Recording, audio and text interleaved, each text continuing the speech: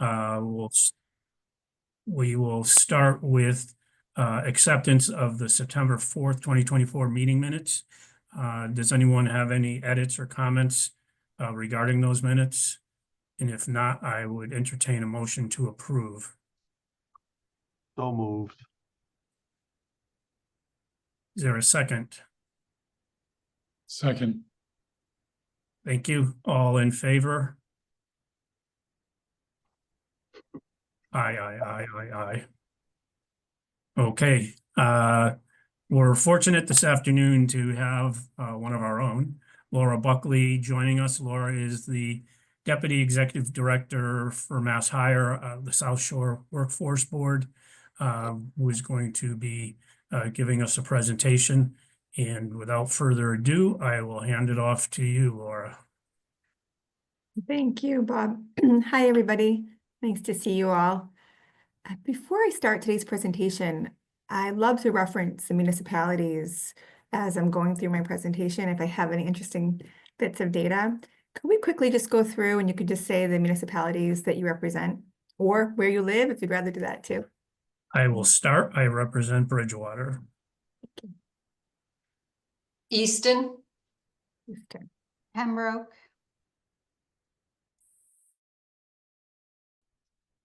East Bridgewater. Plymouth. Town of Avon. Brockton. I'm not a municipality, I'm a banker, but Thanks, Jeff. I heard Plymouth too. I think that was kind of drowned out, but Steve, thanks. Thanks for joining. Okay. Well, thank you. That gives me a good idea. There are some municipalities I won't have any information on, but I'll go ahead and get started. My name is Laura Buckley, and I have the pleasure of serving as the Deputy Executive Director and Chief Economist for the South Shore Workforce Board. The South Shore Workforce Board is one of 16 workforce boards. So you may be thinking that you've already met people with the same job as me. They're for a different region. I'd be remiss if I didn't start by mentioning my colleague on the call today, Jason Hunter. Jason and I collaborate quite a bit as he represents the Brockton Workforce Board, and we are collectively of the Southeastern team. Southeastern Massachusetts is comprised of the South Shore Workforce Board, the Brockton Workforce Board, the Greater New Bedford Workforce Board, and the Bristol Workforce Board. So geographically, it spans, a third of the Commonwealth. And there's much diversity within that region, but we have a lot of commonalities, more than you think. So we really enjoy working together. I'm going to go ahead. Apparently, I have 15 minutes to present. I'm going to try to do that in 12.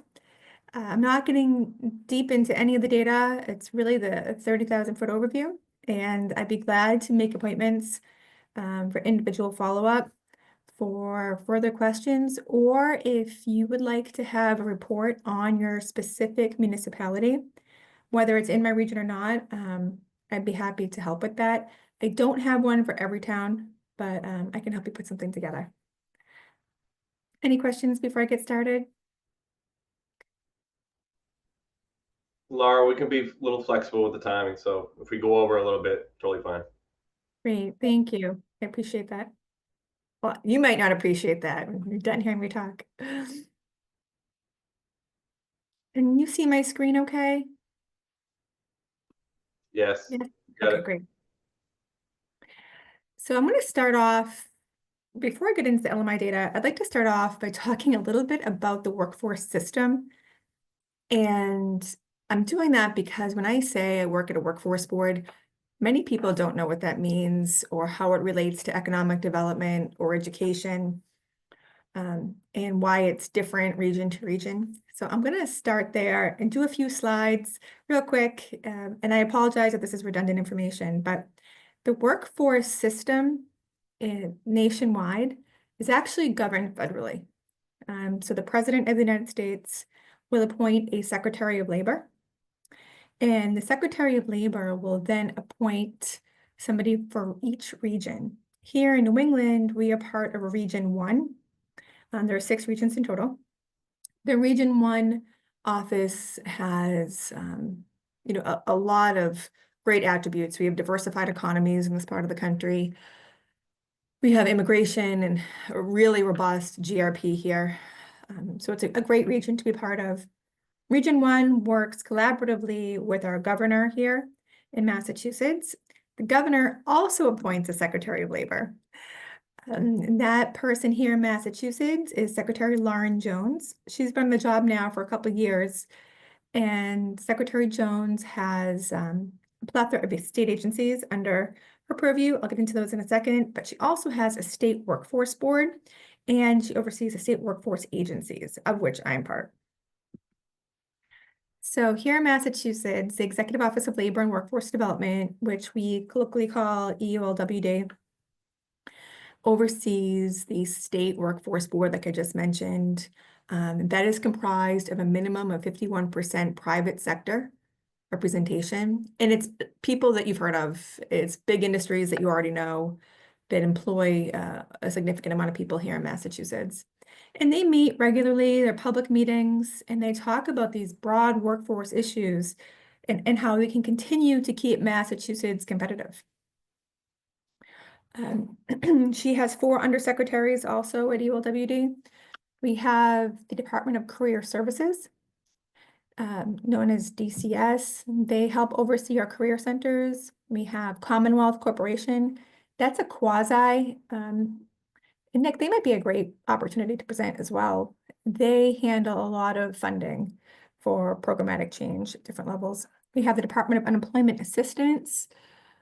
We have the Department of Industrial Accidents, Department of Labor Standards, Labor Relations, Family and Medical Leave, and Economic Research, where I spend too much time. So there's a lot going on in the Department of Labor here at the state level, but I work for a workforce board, which falls under this. And I am one of 16 workforce boards. As I mentioned, my colleague Jason Hunter is on the phone, and this map gives you an idea of where we all sort of represent. This is a little bit dated. This is from November of 2018. We haven't had a remapping since. We may have one in the future. As I'm presenting today, I should mention that the federal legislation that oversees the workforce system nationwide is up for reauthorization. It is called the WIOA legislation, Workforce Investment and Opportunity Act. The US Senate and Congress have gone back and forth, and there are some facets to this new authorization that would have some impact here in Massachusetts. I don't know whether in the next 15 days of legislative session, if they'll take it up or not, but as of today, this is what the map looks like. So when we use the term South Shore, it's 22 communities that fall typically along the Route 3 corridor between Milton and Plymouth, out to Cape Cod Bay, and then inland a little bit. We also have Middleborough, which doesn't touch Route 3, Plimpton, Randolph, Holbrook, but for the most part, just think about Route 3. So when I say southeastern Massachusetts, that is the light blue, the orange, the pink, where you see Bristol, and then the brown, Brockton, which is Jason's. And we make up the super region of southeastern Massachusetts. And that's important to make note of because they're not interchangeable terms. And the data will really aggregate very differently. Each one of these 4 regions has its own gateway city too. So what does a workforce board do? We have a lot on our plate. Statutorily, we have these obligations to develop plans, do regional labor market analysis, negotiate performance measures, handle all of the funding for all of the training programs, build out career pathways. We are the convener and we do all of the brokering with each of our stakeholders per sector. So we're taking federal funding, state funding, local policy, finding training vendors, and meeting the needs of private industry. It's fairly simple. We have also the task of overseeing career centers. In each region has at least one. I can go back a little bit. If you can see here in the South Shore region, we used to have 2, one in Quincy, one in Plymouth. We only have 1 now in Quincy. For many of you on the call today, Brockton may be your closest career center. And John Murray might be on the call today as well. He's the guy to talk to if you need help there. We also have a youth program, and for many career centers, that's the most robust part of what they do. There's a lot of opportunity for youth that meet the guidelines of their services, getting them into the workforce, getting them trained, helping them understand what pathways are available to them. Your kids have to see it to be it. Here, the Workforce Board and the Career Center have different tasks. We do different things. I'm not going to really get into this, but many regions have a local elected official called an LEO and a fiscal agent, because there's a lot of money that's managed at a Workforce Board. But we do strategic planning for the entire region. We collaborate with our economic development centers, planning councils, municipalities, and we're heavily monitored. If you have any further questions about career centers and workforce boards, please shoot me an email and I can get into that in a separate time. So I want to get into the LMI now, but before I do, are there any questions about the workforce system?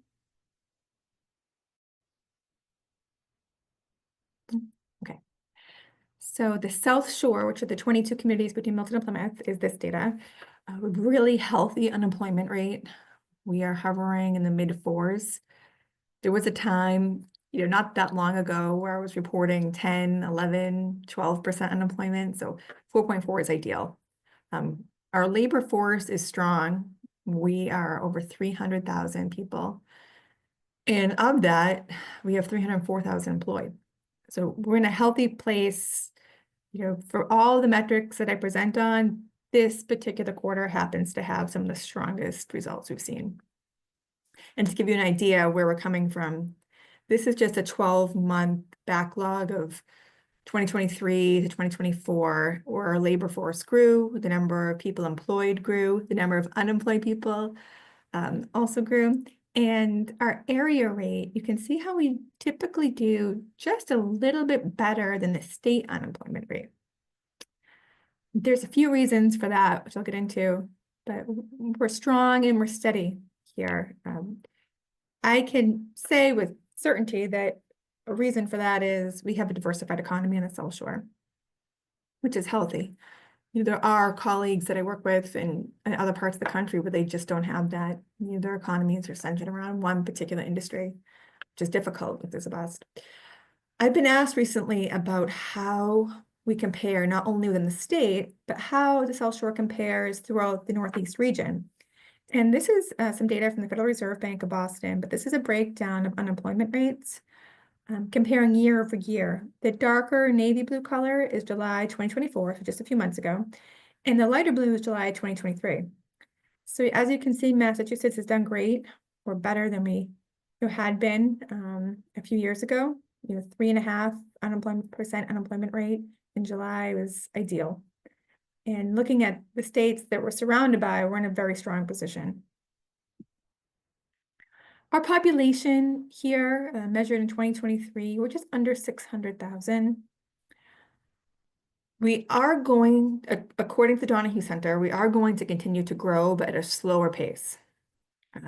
And you're bringing in non-native born residents to this area is going to be part of that growth. We have a fairly high earnings per job, so not per capita, per job, of 85,000 here in the South Shore. If I was to present this on the Southeast region, that number would be a little bit lower.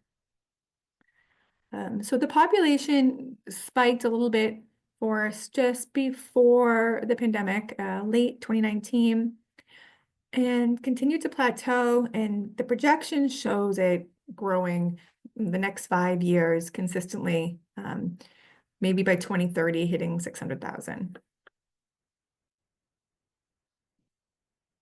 Does anybody have any questions on population growth? Okay. Laura, do you have any take on what those? I seem to remember looking at data that suggests that the population sort of falling drastically years after that. Is there a trend in that direction, or is it too early to tell? Or The long-term projections, there are different models. We've seen different things on that.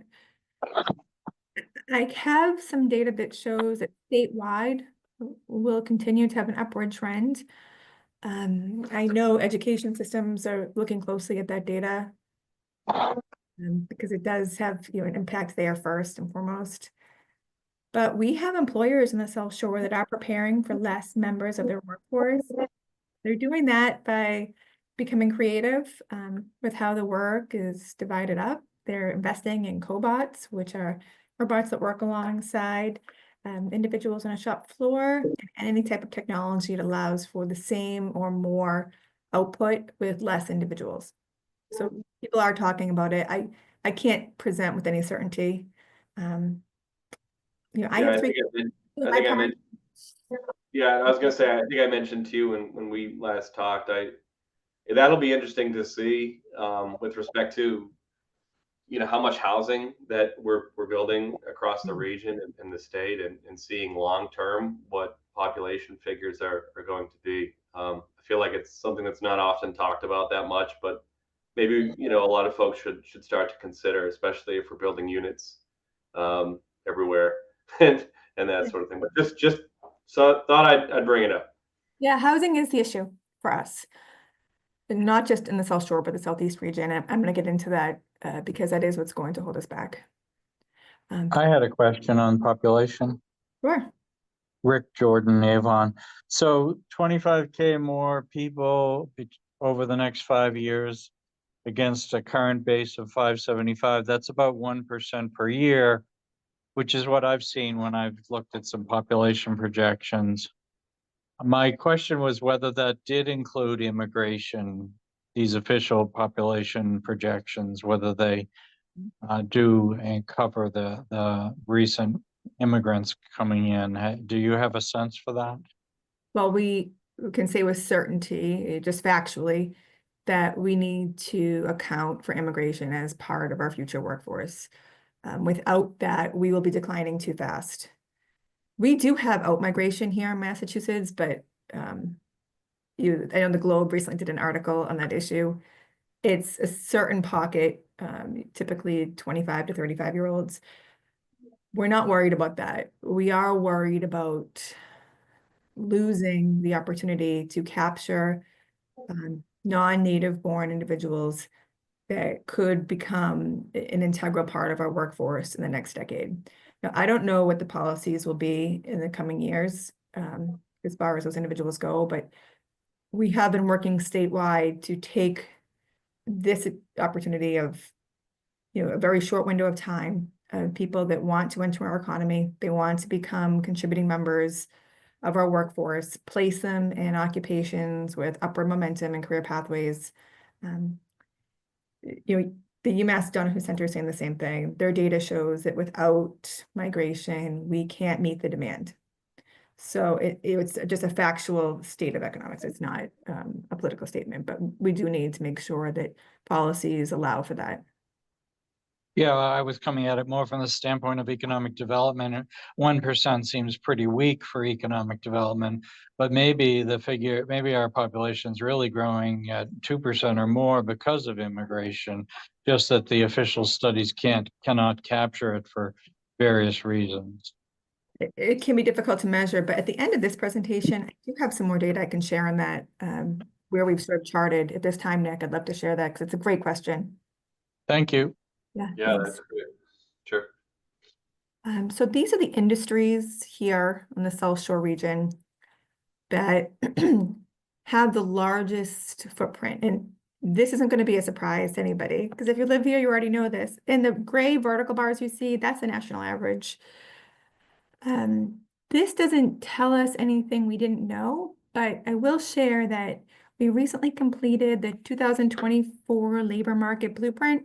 It's a federally mandated initiative that each region, super region, has to do. So the 4 workforce boards that comprise the Southeastern region, Brockton, Bristol, New Bedford, and South Shore, we spent a few months putting the data together, and that data showed that in the South Shore region, we have 7 priority sectors. They are the exact same 7 priority sectors that we had in the last labor market blueprint in 2018 and the labor market blueprint before that in 2014. It's healthcare and social assistance. And that also includes childcare, birth to 5, Government is actually not part of that, number 7, but retail, accommodations and food services, which people just colloquially call the hospitality sector, construction, finance and insurance, professional, scientific, and technical services.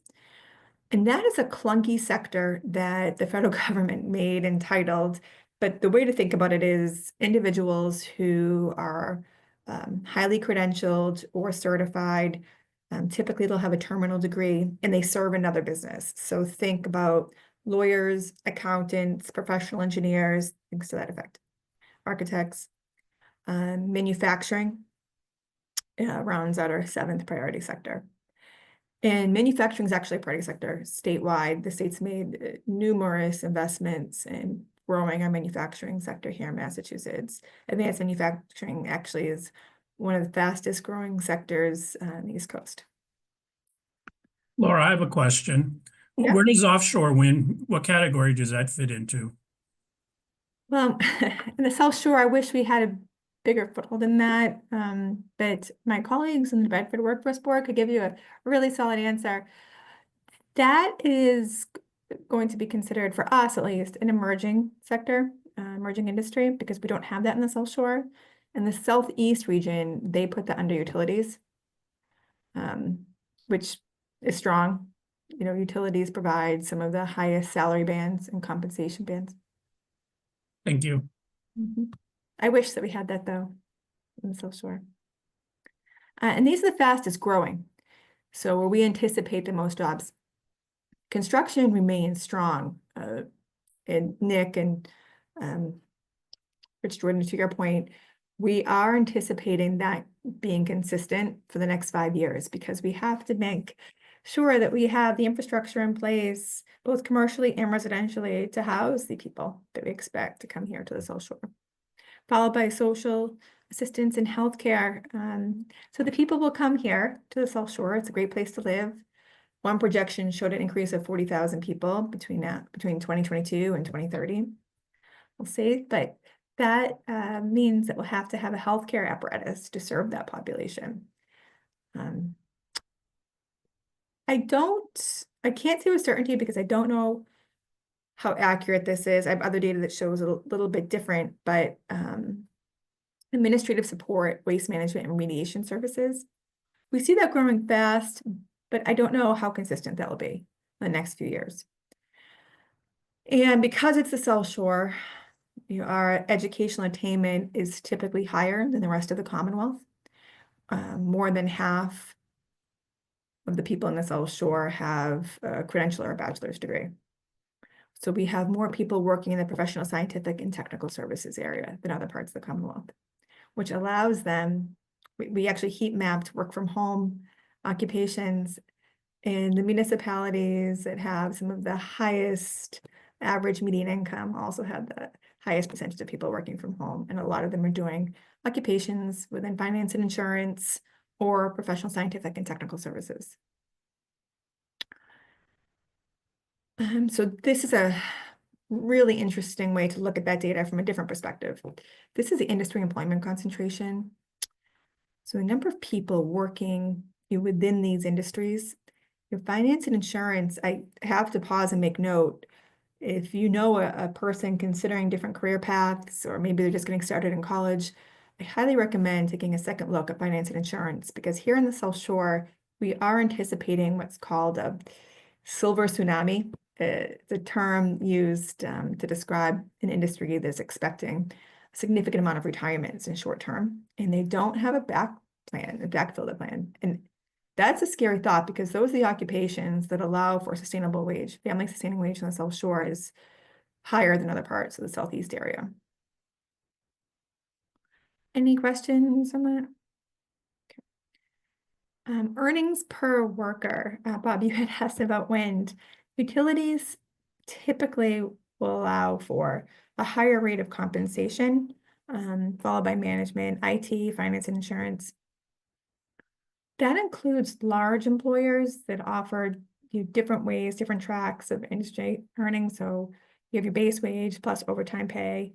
You can think Eversource if you want to put a brand. In the 7 priority sectors I had just mentioned, this is just a breakdown of average earnings per worker. And we're taking a look at number of jobs as compared to earnings. Now, healthcare and social assistance typically has a wider array of earnings because there are unskilled workers within that sector. You could think about people working in housekeeping in a hospital all the way up to a general surgeon. And that wide array does bring the average down because there are more people doing this job than there are doing that job. So just take that with a grain of salt when looking here. Any questions? On earnings per worker. Retail is another sector where we see a great disparity amongst wages. Sector of retail does encompass every single position within that sector. And the executive pay at the top 1%, can equal the bottom 20% of earnings. This is a projection I find interesting. This is a quick take on the number of jobs that we have calculated for 2023, which is the dark navy blue, and the number of jobs per sector we're anticipating here in the South Shore in the next 5 years. So we take a look at the growth for that. And now, but this is just number of jobs. This is not, real taxable property. This is not our GRP, these sectors. This is just number of jobs. So they're all fairly steady. We don't really see much decline anticipated. And I wanted to mention that as we take a look at number of jobs, most of those jobs will be with what is designated as a small business. A business with less than 10 employees. Most businesses in South Shore and Southeast region are categorized as small businesses. So businesses that have 10 or less employees. And that's true actually statewide. I'm going to skip over this, but I was asked recently about different occupations and how the typical education needed for entry compares to median wage. So I just pulled, 30 occupations that we can say are 5-star in demand that have enough openings to justify raising a red flag and what anticipated median wage could look like. We're looking at occupations that allow people to stay here on the South Shore because, my next slide shows, the cost of living is becoming untenable. This is the Federal Reserve Bank's breakdown on wage inflation, and the gray vertical bar is the initial part of the pandemic, where our labor market shifted. We entered into the pandemic with a reasonable labor market, and it became excruciatingly difficult in the years to follow to fill many vacancies. So that created a very tight labor market. And in a tight labor market, the employee has a lot more leverage. So we saw negotiations happening with employees where they could, typically negotiate a double-digit percentage higher compensation package than would have been offered a year before. They can have more work from home opportunities, more flexibility in their scheduling. That has seemed to have evened out within the past 12 months. I can say we've seen less of a shock to the system. Any questions on wage inflation? Okay, so wage inflation, the flip side of that is because it's very expensive to live in this area that people feel emboldened to ask for higher rates of pay. So this is a look at the Consumer Price Index. This is typically the largest metric when we're looking at inflation cost. This is comparing New England to the United States. We felt it here harder than the rest of the country for a bit. Which is I'm not telling you something you don't know. If you're at the grocery store or the gas pump, or if you're looking at sheltering costs in your municipality, you know that to be true. So we calculate that around 11% in some months within 2023. Luckily, the Federal Reserve Bank decided they could bring down interest rates a bit and try to soften that blow and cool off inflation. But wage inflation is sort of putting us in circles there. And this is a breakdown of item, because when you take off the sheltering costs, oftentimes the inflation story can look a little bit different. It actually worsened for us here on the South Shore. So sheltering costs is both homeownership and rental costs, and it was pretty scary time here. We actually have 3 communities in the South Shore where it wasn't possible to boomerang. So the time, think about boomerang, individuals that grow up in a certain municipality and they'd like to return there with dual income and buy a house, and Cohasset, Hingham, Milton, it was about $1 million to do that. House prices in other states in New England fared on average about the same as we did here in Massachusetts. We saw people not only looking for second homes and investment properties, but to relocate. Maine became one of the more affordable places to go. I'll stop there and answer any questions I can on information I covered, but I can also switch gears and show you a little bit of data on the migration. Gentleman from Avon had asked. What can I answer? I have a quick question. Sure. So I know people bring up the immigration type of topic, but why is that so important to our economy here? Can't we have enough kids or Well, people graduate from college and you're asking the right questions for sure. So post World War II, the average family size, well, I guess if anybody wants volunteer information, does anybody have more children than their parents did? So the average family size right now, or number of children, has been some of the lowest we've ever seen. Family size post World War II, at the beginning of the baby boomers, shrunk, and the baby boomers themselves had less children than their parents. So the average family size in the 80s was around 3. Today, 1.8. And I don't know who's having the 0.8 child. I'd love to meet that person. Economic humor, but yeah, I can say with certainty from my own experience, I don't see very many families that are having the family size that they had in the 80s and 90s. And that trend is expected to grow. So we look at industries that are affected most by that. And actually we have conversations, not to be morbid, but with mortuary services, high paying occupations, and are they seeing a decrease? And they are, they've already started to feel it. So we have less people entering into our workforce because we have less people entering into our homes. And from a historic perspective, this particular region especially, we've always relied on migrant labor. That's not a new concept here. The way in which it happens is new. So yes, we don't have the number of people being born. And I'm not telling you to go home and fix that tonight, but I'm saying that, yes, you're right, and not enough children are being born. I'd actually love to present on women in the workforce, because we did see a significant decline in birth rate right around the time that there was an increase in women in the workforce, and that was in the early 1970s. Jeff, did that answer your question? Because I could talk all no, day. it did. Thank you. I appreciate it. I really do. And I'll start working on having a family of 10. Yeah, thank you. Thank you. That joke's always a gamble. I don't know if it's going to land or not. I'm gonna hold Jeff to that. I had twins, my first kid, so I'm very efficient, like an economist.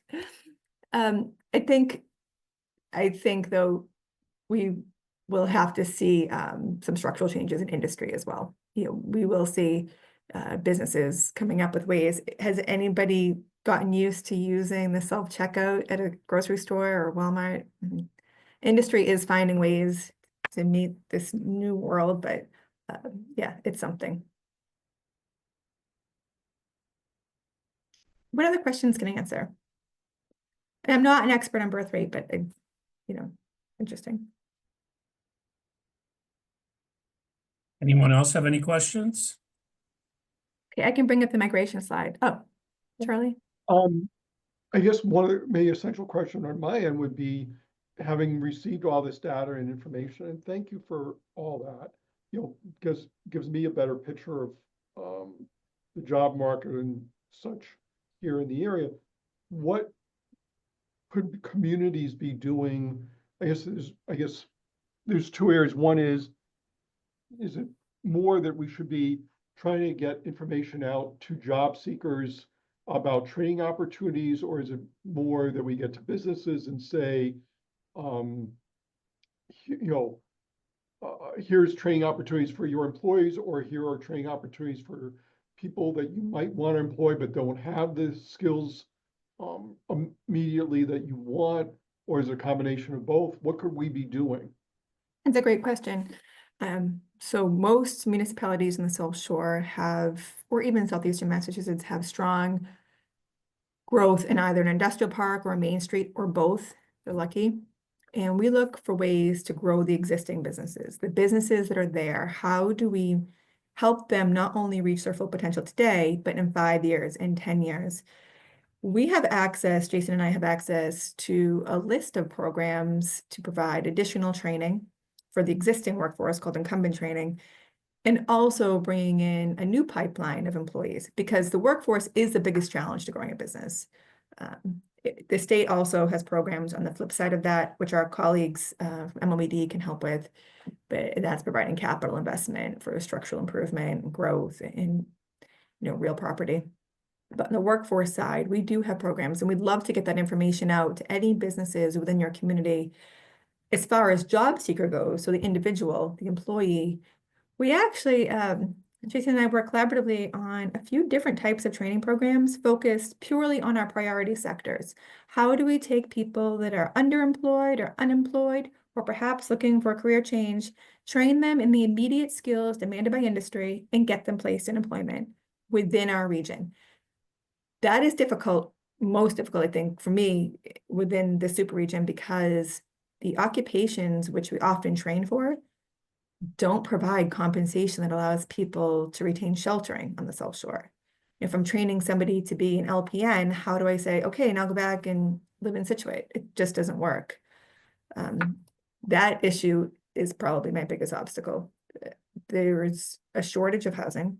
The housing that's available is too expensive, but each of our communities is intended to be a tapestry of people of all levels, and our workforce and economy depends on that. So I don't want to train people for jobs using our federal dollars and state dollars and then have them leave for the other side of 495 where they can find something that's more affordable. We're looking, is Stephen Cole still on the phone? Stephen, what are you seeing right now for a 2-bedroom unit in Plymouth? Oh, no, we don't. I was kind of biting my tongue a little bit. I mean, one of the biggest exports in Plymouth especially is our educated youth. I mean, not only can they not afford to live here, they're actually not even old enough, because most of what we're seeing being built is 55 plus age restricted. So, I mean, I don't want to go too deep down the rabbit hole, but I think a lot of that in talking to developers is tied to state policies. I mean, why is 55 plus so attractive? Well, because arbitrarily the state thinks, and no dispersions to my state partners, right? No one is responsible for this. No one, but when you're building 55 plus, you get to, there's a lower water threshold. So if you're building a market rate home, you have to provide 110 gallons per bedroom per day for flow. It's like half that capacity for a 55 plus. So it's very attractive and it's highly incentivized. And of course, there are caps and draws on the aquifer. So, I mean, frankly, the only way I see us getting out of this is if we have some kind of a desal plant or something to supplement the dam aquifer, because with the cap draws, I don't see that the market is going to respond and start building, 1,500 square feet homes on quarter acres. It's just not going to happen here. Infrastructure is not set up for that. No, we don't have townwide water and sewer, right? I mean, we're 400 years old, but the Quabbin Reservoir project stopped in the 1940s and it didn't quite get down here. So as it were, we are definitely inhibited by the type of infrastructure we have, but also that we don't have robust infrastructure, and state policies work against us. Laura, Mhm. before you go to Pamela, if I could just follow up on Stephen.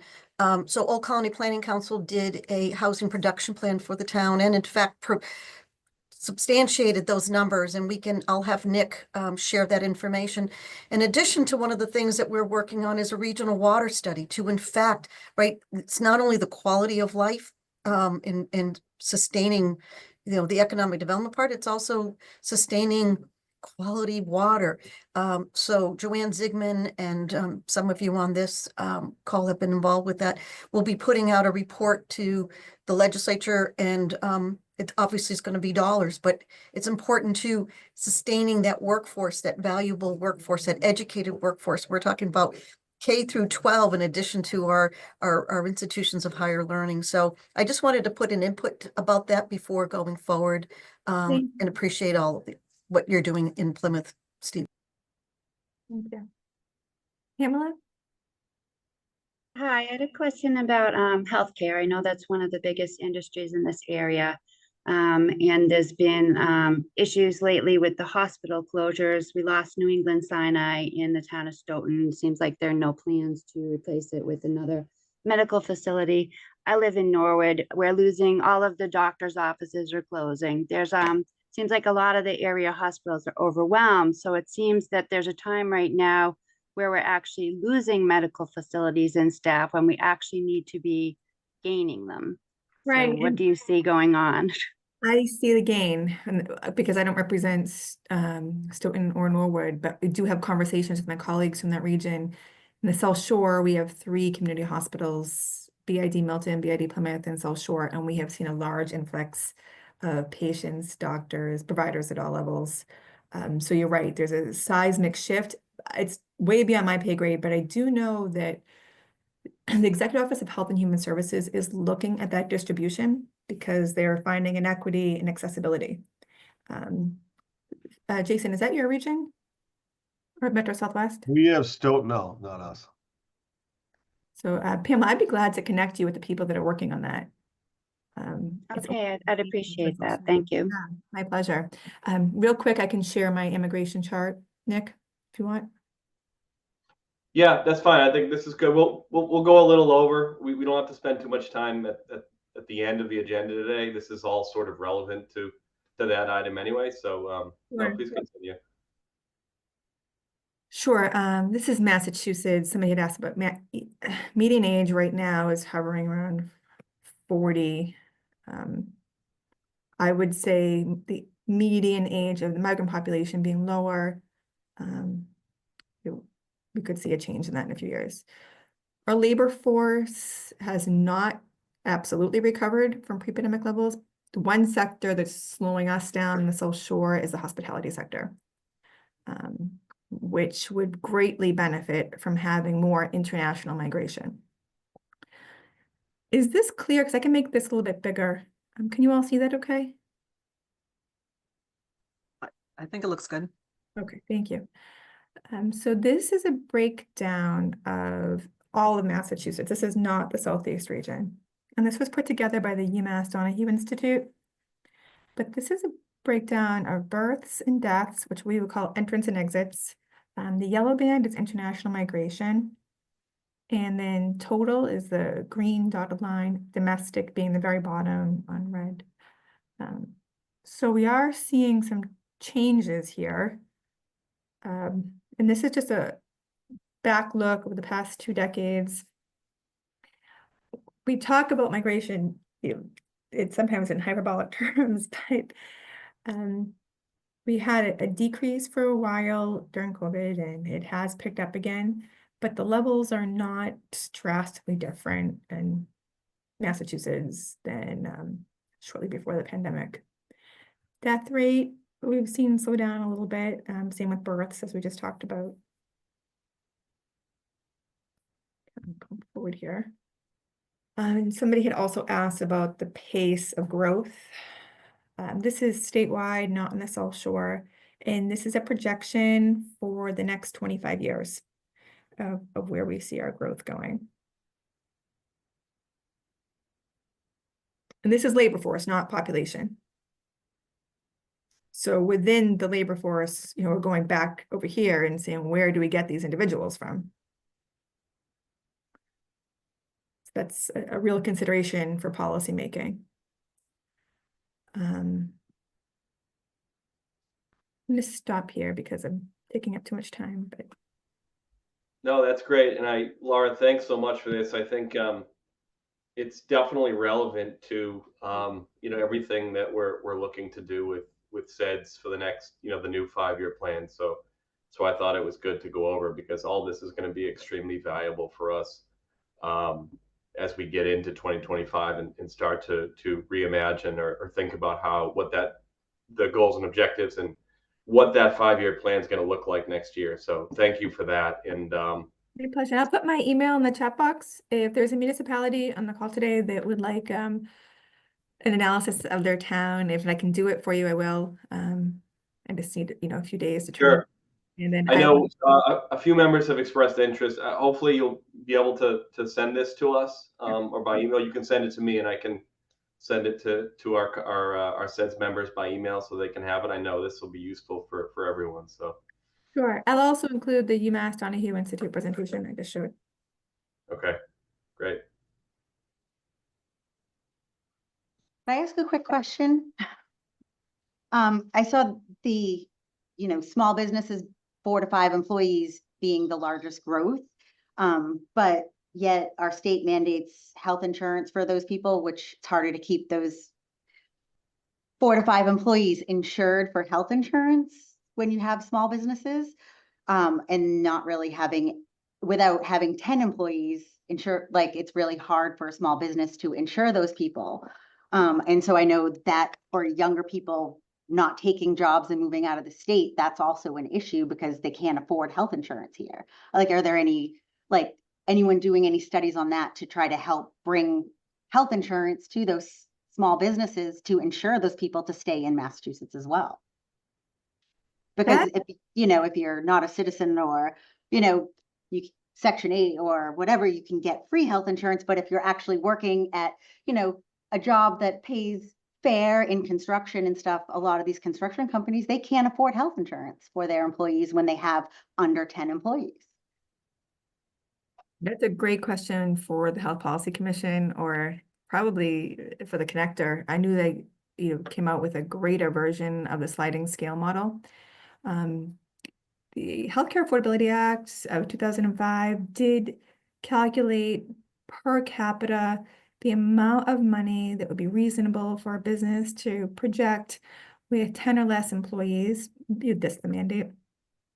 And when they came up with those numbers, it wasn't to be burdensome to the business. It was to make it more equitable for the taxpayer. Because when those individuals are hurt on the job and they're at the emergency room, they would be responsible for a bill. If that bill wasn't paid, it was paid for by the uncompensated care pool, the UPC. That particular pot of money is funded by taxpayers. So taxpayers footing the bill one way or the other, I think was the mentality, but I don't necessarily work on that. I happened to be in the Senate when that was negotiated. I would say, though, that if that's a question you have, I'd be glad to put you in touch with the right people. Yeah, so I'm gonna recommend, Laura, for next year, I would anticipate we'll go over this shortly. I know we're running out of time, so maybe we can have you back, Laura, for our February meeting. So all of us members who are planning to stick around. Nick, I had just one quick question, just for Laura, just real quick. So yeah. Do you guys lobby for specific bills and such, or is it? I'm assuming that this is a bipartisan kind of thing, these type of things. So is there anything like a group like us can do, like on a particular day to get behind a particular initiative? And that was just my only question. Thank you. You're right, it is bipartisan. Both Jason and I are, not affiliated with political parties. But I think we are not, the State Ethics Commission bars us from functioning as lobbyists. However, we do have an advocacy group that we partake in and they can lobby on our behalf. And workforce legislation at the federal and state level, it impacts all of us every day. And they do a great job lobbying. But if you'd like, Jeff, you and I can connect offline and I'll give you their information and they can share that with you and your team if you want to get involved in advocacy for workforce legislation. Yeah, Jeff, Absolutely. leave her alone. You can bother me. Yes, sir. Yes, Jay. Just to add on to that, we do belong to the Mass Workforce Association, they have deep roots within the Hill and everything, and they do a lot of that advocacy they do a lot of that lobbying and advocacy for us. And I'm sure we'll hear a lot more of that when the administration turns over. All right. I know we're behind, but we'll If it goes 5, 10 after, if anyone wants to stick around, feel free to join. But our chairman had to join another meeting, so I'll just sort of walk us through the rest of our agenda. Can you guys see? I'm sharing my screen, right? Yeah. Okay, I just want to walk us through some of the projects that we've had ongoing for the past year. We have it being the last meeting of the SEDS. I thought this would be good. So, we have about 6 items worthy of mention today. This is the last meeting of 2024, right? So we're definitely ending on a busy note. Nothing on the docket is particularly new. All I think of which are items that have appeared on previous agendas. However, lots of progress has been made on all of the ongoing projects that we have. Having said that, some of our communities have recently been successful with the state's FY25 one-stop round. There's a good chance we'll be able to partner on some new projects coming down the pike. So we're looking forward to furthering those conversations with a number of our communities so that we can deliver our expertise on some new local priorities that they have going on. Avon, so first and foremost, I know Rick is on here. We continue to work with the town of Avon on their application to the EDA for funding design and engineering services that would bring sewer service to the Avon Industrial Park through Stoughton.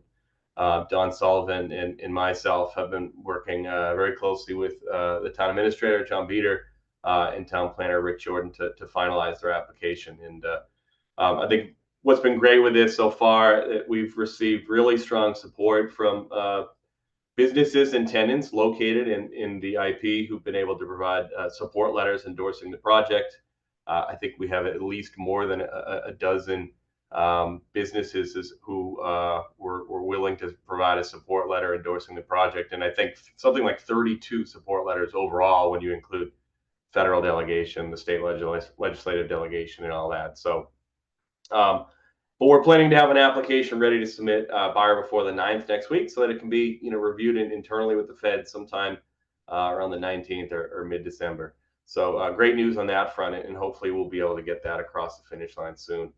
Our regional commercial industrial site inventory project has made a lot of progress as of late. You'll recall this is a project being funded by the EDA to essentially identify commercial industrial areas that are suited for expansion or economic development opportunity across the region. All of the priorities at this point have been established, and the next steps are to, one, collect data that'll help measure the site's potential for growth. So things like projected build space, potential jobs added from expansion, and new firms projected to come in, et cetera. And two, we'll be trying to format that information on our website so that we can use it as a helpful resource for communities and businesses seeking to relocate or find a home. The Plymouth Holtec Master Plan, I know Steve is on here. After we received official notice that the EDA would be funding the project, Plymouth is now, the town's now moved forward and issued an RFP for hiring a consultant to create a master plan for development of those 1,500 acres adjacent to the former Pilgrim Nuclear Power Plant station. So I know they wound up selecting planning and urban design firm Sasaki Associates.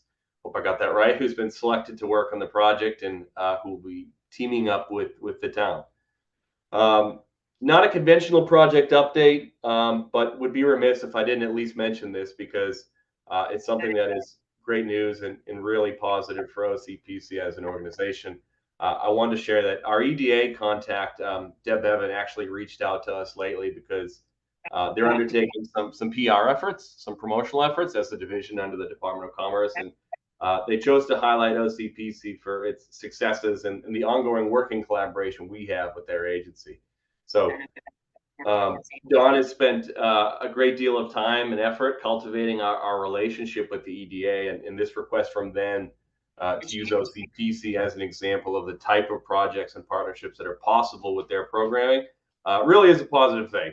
The EDA is a big federal agency that focuses its efforts on the entire country, and they specifically wanted to chat with us. So kudos to Don for leading the charge with EDA, and obviously Mary for assembling an incredible team here. But thought this would be a good mention, and we'll be happy to share that story when the article is finally published. If you're not on mute, could you be on mute? I appreciate it. Last two items, the East Bridgewater Business Assistance Project. Charlie, I know we've spoke over the past few days. We're very deeply involved now with the town of East Bridgewater to carry out our business development initiative, which is focused on strengthening its local economy. At this point, a priority development site inventory has been created to pinpoint important parcels of land that could pose opportunity for new development. And we've launched a survey initiative for businesses and consumers, which you've probably seen in our newsletter, that will help the town foster a better commercial environment. We're going to let the survey run a little bit longer to generate a solid collection of responses, and we're in the process of developing a business resource guide too for the town that residents and business owners can use to access pertinent information, helpful in some supporting way, allowing businesses to thrive and sustain themselves. One last thing, you'll recall the Brownfield Assessment Grant. We were awarded for this back in the spring of 2023, and this has really started to get up and running now. And our contract with the EPA to begin officially begin work on this kicked off last July, July of 23. So to date, we've gone from securing a qualified environmental professional from the RFP process we had early last year, and have been searching for sites and beginning assessment work on a number of properties that we currently have approved. So I've been working very closely with Tracy Costa from Verdantis, who's our consultant, who's helped us so far receive approval by the EPA for assessment of 4 different sites, with another 3 being vetted for eligibility as we speak. And that's across 5 different communities of the district. 3 of the 4 that have been approved by the EPA have already undergone assessment activities. I think it's Kingston, Hanson, and Whitman. So that officially puts us at Q1, year 2 of the 4-year grant, and we should be making more progress within the next few weeks. So that is all I had on that front. Jason, I didn't know if you wanted to, with our chairman out, if you wanted me to pass it over to you just to fill in temporarily. I know we have 2 more items on the agenda, and then we can sort of wrap up. Sure. Thank you, Nick, and thank you to Laura for that excellent LMI presentation. She's always been the best at those, and it's a pleasure to hear that. Next up is new business, Nick. I don't know if anyone had anything. Oh yeah, no, actually I do. I forgot about that. Thanks. Since this is the last meeting of this, we probably should have put this as a separate item on the agenda, but since this is the last meeting of the SEDS in 2024, I wanted to just mention a few things. I want to first thank everyone for what you've contributed to the committee over the course of these 4 meetings. I hope that you found the dialogue and guest speakers educational. I can tell you that while it may not seem so obvious, these 4 get-togethers we have are actually a really effective way for us to sort of stay on top of some regional issues and connected to each other. So in that respect, it's been helpful to us as we prepare to develop a new 5-year plan, which will be happening next year and will come before this committee for approval. All that said, as is routine in the new year, I will be reaching out to members about whether they want to stay on the committee or leave the committee for 2025. I know things change for people, so I'll be reaching out to folks to make sure who wants to stay on the committee we keep. So expect that I'll be establishing contact with each of you sometime over the next few weeks with our first meeting, most likely being held in February. So thanks again for a good year. My first year at OCPC, and we hope to see you back on board in 2025 for a productive year and a new 5-year plan. Before we sign off, if I could, Jason, I just want to say thank you to Nick. As you all have seen, he runs a great meeting. I mean, look, I keep looking back at all of the engagement by all of you and suggestions. So we continue to grow this committee, and Nick has more OCPC gear than I do. So if you keep looking at these vests and he's got jackets, and next thing you know, who knows what he's going to have. But for me, I just want to say thank you to Nick. It's been great, and we look forward to the following year. Happy holidays, everybody. Thanks. And Mr. Vice Chairman, if we do have one more item, I don't know, I know it's 1 o'clock. If there's any interest and folks who have some time to stick around. The last item we have on the agenda was to sort of wrap up conversations regarding the goals and objectives and priorities for the SEDS in 2025. So the document that was shared with you by email and on the Outlook invitation is something that we're going to be looking at as we begin to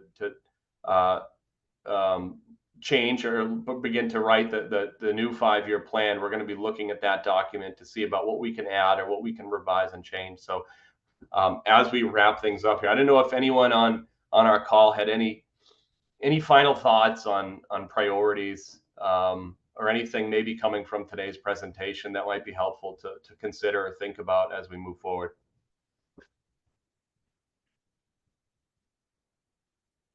If not, we can wrap things up. Does anybody have any discussion on the goals, objectives? Or sounds like we should probably table that one for the next meeting, Nick? Yeah, I think so.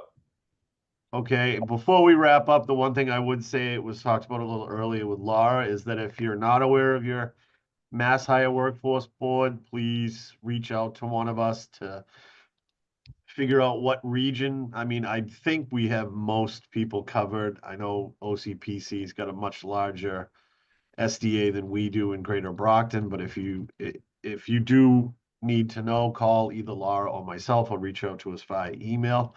I think I always start out the presentation, if we do something for a board, the exact same way, because it's the recognition of what a workforce board or a career center does is virtually nil. So I will entertain a motion to adjourn the meeting. Second. All right, motion adjourned, Nick. Yep, motion carries. Thank you, Laura, for presenting, and thanks everyone for hopping on. And we'll be in touch about next year.